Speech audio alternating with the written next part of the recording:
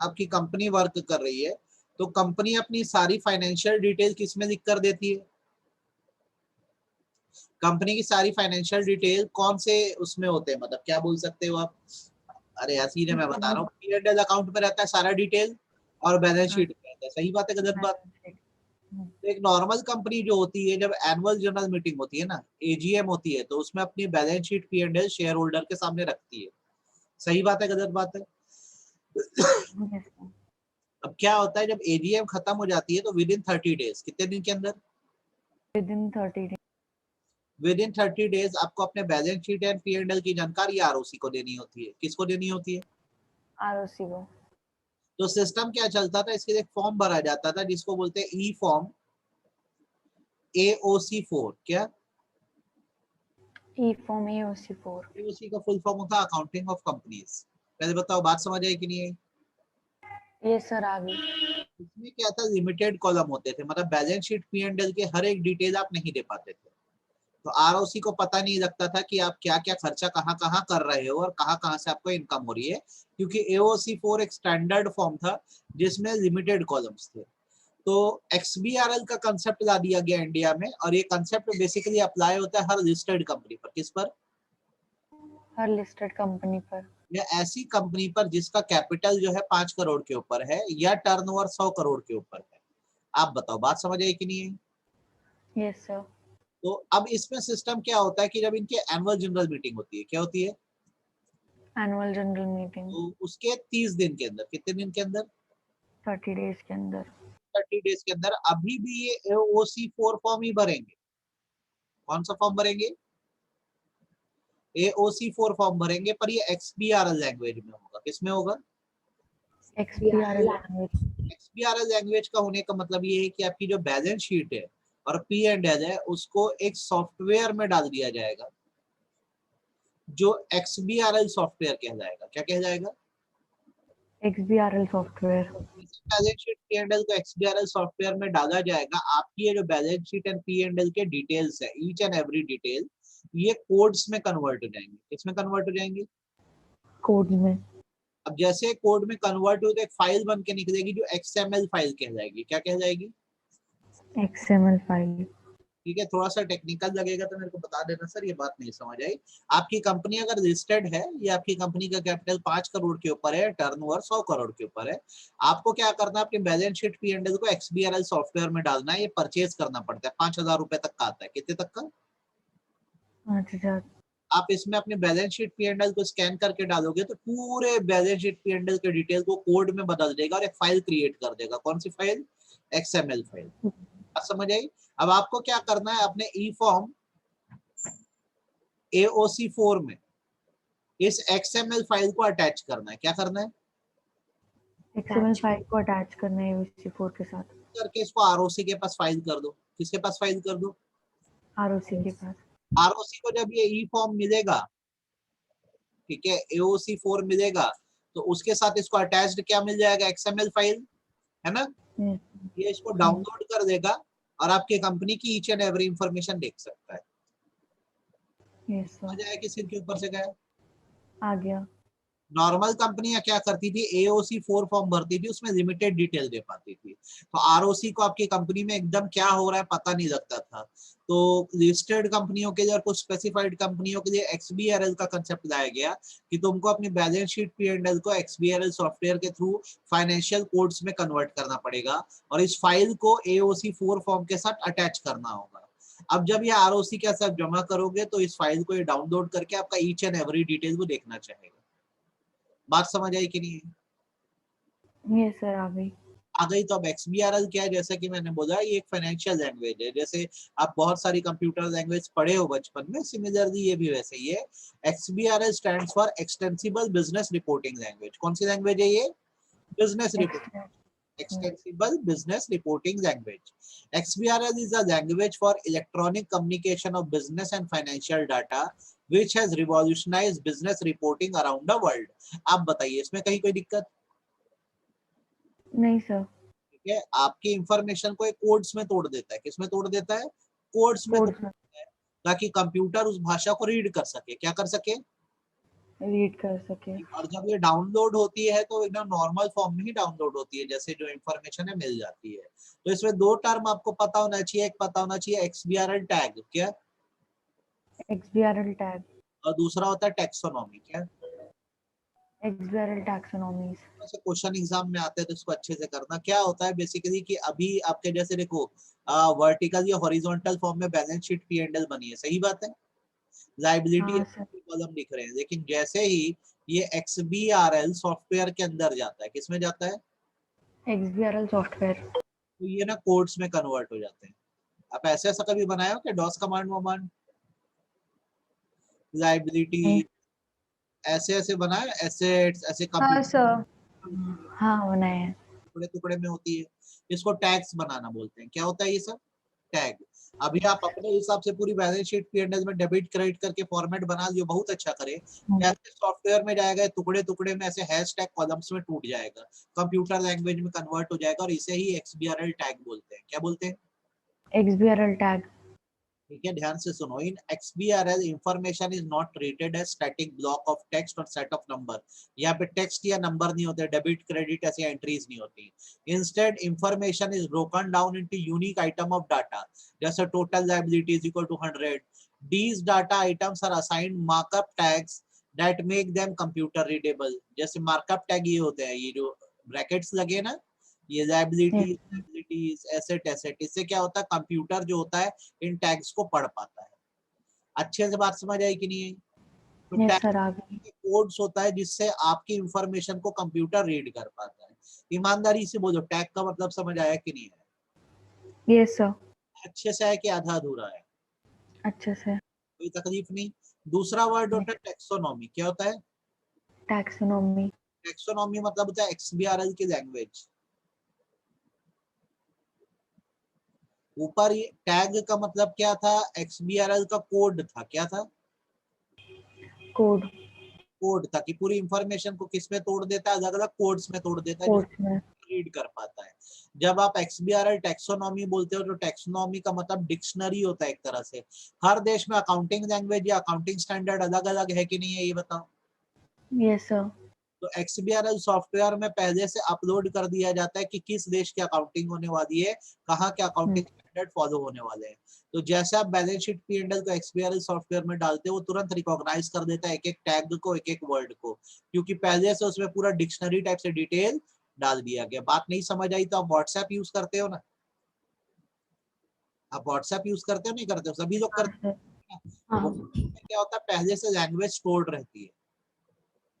English आप उसको चाहो तो हिंदी इंग्लिश में भी कन्वर्ट कर सकते हो कि नहीं कर सकते। Yes sir. लेकिन अगर पर्सन चाइना में रह रहा है तो क्या ये वो भी यही यूज करता है, वो तो दूसरी नहीं। यूज करेगा, सही बात है। पोलैंड में पर्सन रह रहा है दूसरी भाषा यूज करेगा, फ्रांस में जो पर्सन रह रहा है वो क्या यूज करेगा, फ्रेंच। तो फ्रांस में जो व्हाट्सएप चलेगा उसमें पहले से कौन सी लैंग्वेज स्टोर्ड रहती है, फ्रेंच लैंग्वेज।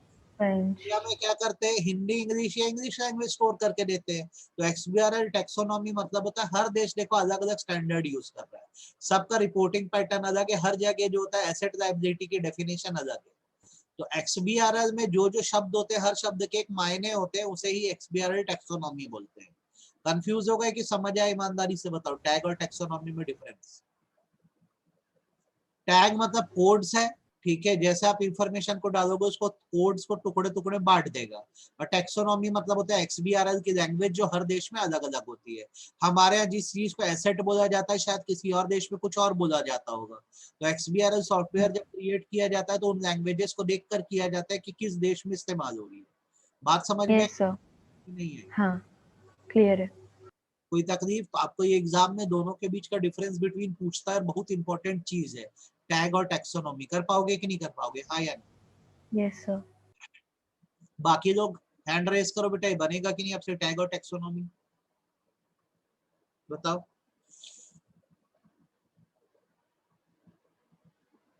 ठीक, अब इसको यूज करने का फायदा क्या हो रहा है, अगर आप XBRL का इस्तेमाल करते हो, सबसे पहले ऑटोमेशन आ जाता है। क्या आ जाता है, ऑटोमेशन। एक एक इंफॉर्मेशन फीड नहीं करनी पड़ती है XBRL सॉफ्टवेयर में, जैसे बैलेंस शीट P&L को डालते हो ऑटोमेटिकली सारे डिटेल उसमें फीड हो जाते हैं, आपको अलग से कुछ करने की जरूरत नहीं है। नहीं है। समझ आई कि नहीं है। दूसरा, Yes, ये sir. सस्ता सुंदर टिकाऊ तरीका है, कॉस्ट सेविंग है, ज्यादा खर्चा नहीं आता, रिलायबल इंफॉर्मेशन मिलती है, आप ज्यादा अच्छा एनालिसिस कर सकते हो अपने डिटेल का। पहले बताओ कितना क्लियर है? Clear है sir. ये चार इसके मेरिट्स पढ़ना है, सिर के ऊपर से तो नहीं है, ये भी बता दो भैया मेरे को। Clear है sir. क्लियर है? आपको मैंने बता हाँ. दिया कि इसमें फाइल करना होता है, तो एजीएम होने के 3 AO, कौन सा फॉर्म भरना? AOC 4. ठीक है, क्या एओसी फॉर एक्सबीआरएल किन कंपनियों के? XBR. किन, Listed. या फिर जिसका पेड अप कैपिटल कितने Paid के up ऊपर? capital 5 करोड़ के ऊपर हो या टर्नओवर 100 करोड़ के ऊपर. चलो अच्छे से बताओ, कोई दिक्कत है कि इसमें क्लियर हो गया ये? क्लियर Clear है? है sir. चलो अब कैसे एक्सबीआरएल में आप स्टेटमेंट को डालोगे, तो सबसे पहले तो आप एक्सबीआरएल सॉफ्टवेयर निकालो, इसमें कोई दिक्कत? आपको प्रोसेस बताया जा रहा है एक्सबीआरएल का इस्तेमाल कैसे करना है। सबसे पहले तुम एमसीए की वेबसाइट से जाके एक्सबीआरएल का सॉफ्टवेयर या टूल डाउनलोड कर दो, इसमें कोई दिक्कत है क्या? नहीं sir. दूसरा, अब इसमें अपना डॉक्यूमेंट लोड करो, कौन सा डॉक्यूमेंट लोड करोगे? AOC 4. Balance sheet P and load balance sheet करो। ओपन आपने किया, उसके बाद उसको वैलिडेट कर दो, वैलिडेट करने का मतलब कंफर्म कर दो कि ये आप ही की balance sheet P and L. बताओ कोई दिक्कत है? नहीं. नहीं। अब उसके बाद आपको एक फाइल जनरेट होगी जिसका क्या नाम है, एक्सएमएल। आपको मैंने बताया ये, Yes sir. हाँ. साइड में बताया, 3-4 पॉइंट समझ आए कि नहीं है? Yes sir. अब डॉक्यूमेंट की प्री स्क्रूटिनी कर दो, फाइनल चेकिंग कर दो, कोई दिक्कत? नहीं sir. अब उसके बाद क्या करो, डॉक्यूमेंट को आप ई फॉर्म एओसी फॉर एक्सबीआरएल के साथ अटैच कर दो, यही बात मैंने भी बोली है आपको। हाँ sir. ये काट देना है, एसी अब आपके काम का नहीं है। एओसी फॉर एक्सबीआरएल में अपने एक्सएमएल फाइल को आप क्या कर दो, अटैच कर दो। अटैच करके आप किसको सबमिट कर दो, आरओसी को, कोई दिक्कत? नहीं sir. आरओसी डाउनलोड करके आपकी balance sheet P and L पढ़ देगा, Yes sir. पढ़ के देख लो एक बार, कोई तकलीफ हो तो बताना।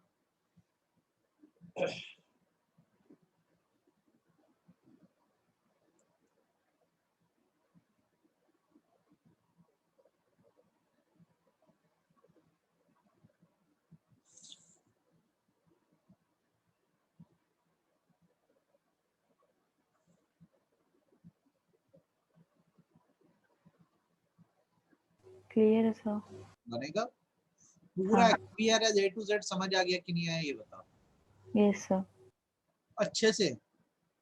हाँ. छोटे छोटे कंसेप्ट का ई गवर्नेंस कर लो, अच्छे समझ लो, तो एक्सबीआरएल अगर आपको समझ आ गया है, तो दूसरी चीज हम आते हैं प्री सर्टिफिकेशन पर। किस पर आते हैं?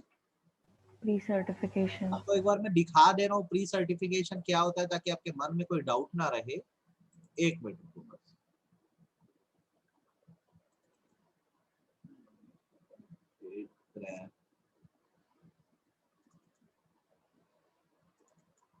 बोलना भाई, दिक्कत क्या है इसमें? एक मिनट बस रुकना।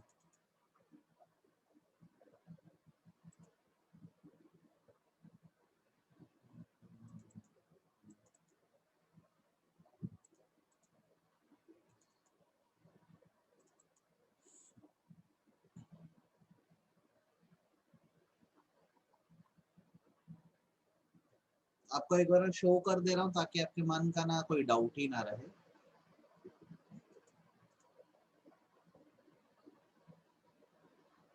ये एक ई फॉर्म दिख रहा है, Yes. बेटा वीडियो बंद कर दो। Yes sir. मैं सीधे फॉर्म के नीचे जाता हूँ, मुद्दे की बात।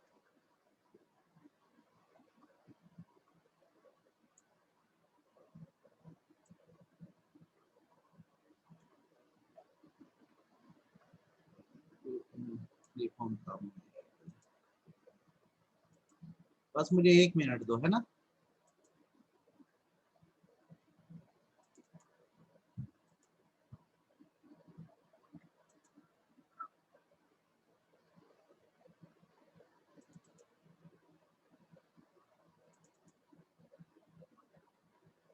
Important working, very important working.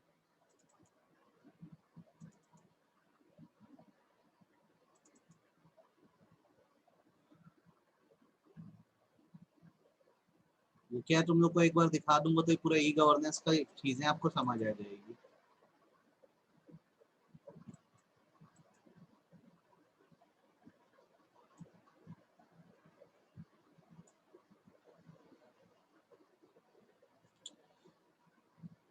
यहाँ पर एक चीज देखो, यहाँ पे अलग अलग लोगों का नाम लिखा हुआ है, आप देखोगे तो डिजिटली साइंड बाय दिख रहा है आपको, to be digitally signed bye.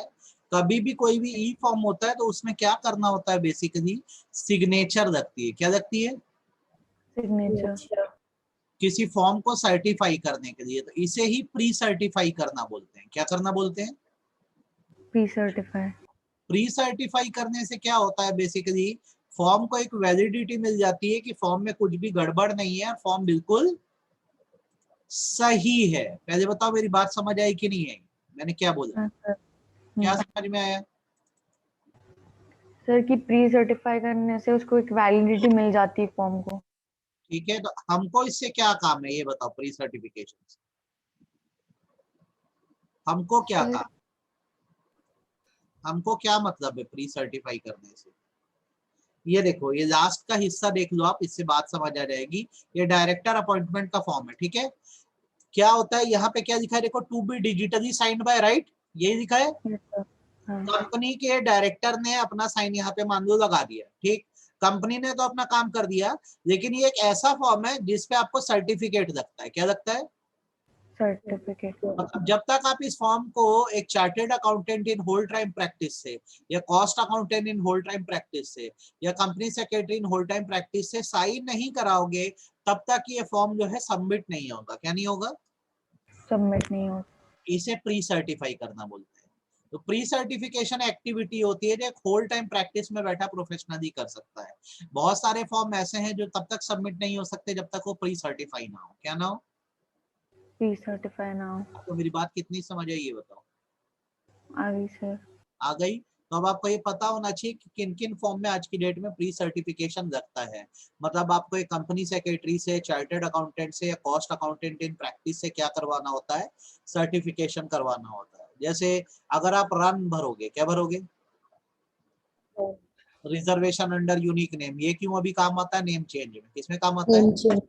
Name change आपको में। प्री सर्टिफिकेशन करवाना पड़ेगा, मतलब एक प्रोफेशनल से बाहर से क्या करवाना होगा, साइन करवाना होगा। ध्यान रहेगी बात। Yes sir. अगर आप ISC 22 भरोगे एड्रेस के लिए, किसके लिए? एड्रेस के लिए। या फिर आप PAS 3 भरोगे अलॉटमेंट लेटर के लिए, किसके लिए?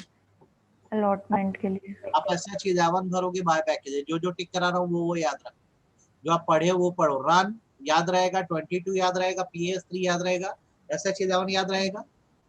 वैसे यस आप सर। CH1 भरोगे जब रजिस्ट्रेशन ऑफ चार्जेस, तो यस भी सर। लगेगा। कोई दिक्कत? नहीं। अब जब चार्ज को सेटिस्फाई कराओगे तब भी सर्टिफाई करवाना होगा। कोई दिक्कत? आप एनुअल रिटर्न जमा करोगे MGT 7, तो भी प्री सर्टिफाई कराए बिना नहीं कर सकते, मतलब एक प्रोफेशनल की साइन करवाओगे। कोई दिक्कत? नहीं सर। आप MGT 14 भरोगे, मतलब स्पेशल रिजोल्यूशन पास कराओगे, तो भी आपको करना पड़ेगा। यस आप सर। DIR 3 भरोगे, डीन के लिए एप्लीकेशन दिन डालोगे, के लिए। तो भी प्री सर्टिफिकेशन लगेगा। एकदम ना ये जो जो टिक किया वो वालों को रट डालो, आप पढ़ डालो एक बार, कोई तकलीफ हो तो बताना। आपको एग्जाम में क्वेश्चन आएगा कि प्री सर्टिफिकेशन होता क्या है। तो प्रोफेशनल जो होता है डॉक्यूमेंट की करेक्टनेस को सर्टिफाई करता है, इसे प्री सर्टिफिकेशन बोलते हैं। प्री सर्टिफिकेशन का काम कंपनी सेक्रेटरी या चार्टर्ड अकाउंटेंट या cost accountant in whole time practice कर सकते हैं, और इन फॉर्म्स का किया जा सकता है। देख लो,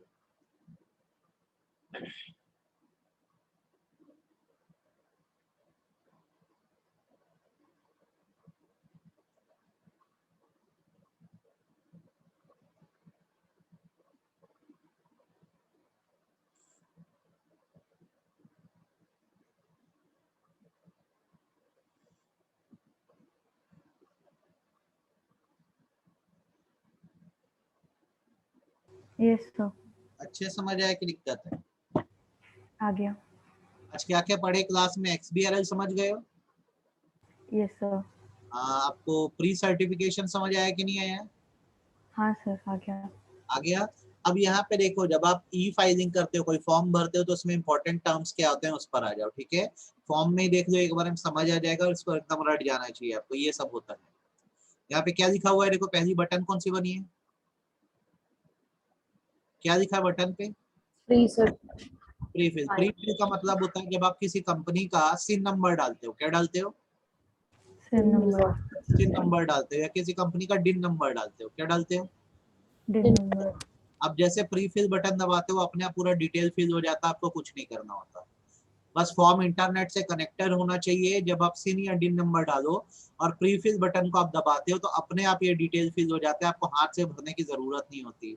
तो प्रीफिल ई फॉर्म की वो फंक्शनैलिटी होती है, वो फंक्शन होता है जिसको दबाने पर अपने आप सारे डिटेल क्या होते हैं, फॉर्म में फिल हो जाते हैं। आप बताओ, बात समझ आई कि नहीं है, प्रीफिल क्या होता है, हाँ, कोई तकलीफ प्रीफिल में। नहीं। अच्छा, प्रीफिल के बाद अगली बटन जो आपको पता होनी चाहिए, वो अटैच बटन होती है। कौन सी बटन, जब आप अटैच बटन का दबाते हो, तो इससे क्या होता है, आपकी कंप्यूटर की स्क्रीन खुल जाती है, और आप ना, ये देखो जैसे यहाँ पे जावास्क्रिप्ट आ गया, बंद करो इसको, स्क्रीन खुल जाती है और आप इस फॉर्म में कोई भी डॉक्यूमेंट को यहाँ पे अटैच कर सकते हो। बताओ, कोई तकलीफ। नहीं सर। अटैच बटन का क्या काम है, कभी भी फॉर्म में कोई डॉक्यूमेंट अटैच करना हो, अटैच दबाओ, अभी कंप्यूटर की स्क्रीन ब्राउज हो जाएगी, फिर आप क्या कर सकोगे, उस डॉक्यूमेंट को अटैच करोगे। बताओ, दो बटन्स बता दिया, कौन कौन सी, प्रीफिल और अटैच। ये हो गया। आप पूरा फॉर्म भरते हुए नीचे आओ, आपको दबाना होगा चेक फॉर्म बटन। कौन सी बटन, चेक। आप चेक फॉर्म दबाओगे ना, तो ये ऊपर, ये देखो, ये लाल लाल बना हुआ है यहाँ पे, रेड रेड, हाँ सर। ये कंपलसरी डिटेलिंग कॉलम है। तो क्या होगा, चेक फॉर्म दबाने से बता देता है कि कौन सा कॉलम भरना छूट गया आपका। क्या बता देता है, कौन सा कॉलम छूट गया है। छूट गया। तो जब पूरा फिल कर दोगे और चेक दबाओगे, तो फॉर्म हो जाएगा लॉक। क्या हो जाएगा, लॉक। मतलब फुल कंप्लीटेड है। जैसे ही फॉर्म लॉक हो, आप यहाँ पे बटन दबा के डिजिटल सिग्नेचर कर सकते हो। क्या कर सकते हो, डिजिटल सिग्नेचर। अभी तक कितनी बटन्स बता दिया आपको, मैं बताओ, कौन कौन से बटन बताए। Prefill, attach, check form, sign. Check दबाने से देखो बेटा, फॉर्म लॉक हो जाता है, उसके बाद सिग्नेचर करी जाती है फॉर्म पे, ठीक है। और फिर प्री स्क्रूटिनी दबा के फाइनली फॉर्म को आरओसी के पास सबमिट कर देते हैं। कौन सी बटन दबा के, लेकिन अगर आपको मन है कि चलो कोई डिटेल गलत हो गया, डिटेल बदलना है, तो आपको एक और ऑप्शन दिया गया जो मॉडिफाई कहलाता है। क्या कहलाता है, आप इसको दबाओगे तो देखो क्या लिखा है, do you wish want to continue to change the form, the digital signature already made will be cleared. अगर आपने मॉडिफाई दबाया, तो जो आपने साइन लगाई थी, वो साइन उड़ जाएगी। मेरी बात समझ में आई। Yes sir. और अब वापस से मॉडिफाई दबा के आप फॉर्म में जो बदलाव करना चाहते हैं कर सकते हैं। फिर चेक फॉर्म दबा के फॉर्म को लॉक करके क्या करना पड़ेगा, साइन करना पड़ेगा। साइन करना पड़ेगा। कितनी बटन हो गई बताओ, हाँ। टोटल कितनी बटन पड़ दिए, prefill, attach, check, modify, pre. अच्छे समझ आया कि नहीं। हर का मतलब प्री स्क्रूटिनी मतलब फाइनल सबमिशन के पहले प्री स्क्रूटिनी दबाने से क्या होता है, फॉर्म का फाइनल चेकिंग हो जाती है कि कोई छोटी मोटी गड़बड़ थी तो नहीं बची है, ठीक है। सर। बात क्लियर है कि नहीं, हाँ या ना। हाँ सर। तो अब ये फटाफट आप पढ़ सकते हो, आपको तकलीफ नहीं जाएगी। प्रीफिल पढ़ सकते हो, हाँ सर। अटैच, हाँ sir. Modify, yes sir. Radio button का मतलब होता है ये सारी बटन से रेडियो बटन ही है, जिसको बार बार आप दबा सकते हो, ठीक है, कोई दिक्कत नहीं सर।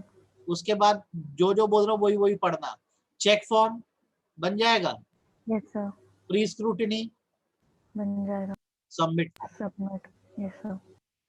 तो ये हम कर सकते हैं सारे, prefill, attach, modify, radio, check, pre scrutiny, submit. आप देख लिए कैसी होती है बटन्स। ये क्वेश्चन एग्जाम में आया तो कर पाओगे कि नहीं, हाँ या ना। हाँ सर। तो चैप्टर का इतना हिस्सा हमने आज किया, बाकी हम कल कंप्लीट करेंगे, ठीक है। Yes sir. ये आप कर दो। शाम को अपन क्या पढ़ेंगे आज, सेटिंग अप। ठीक है, ये बाय सर।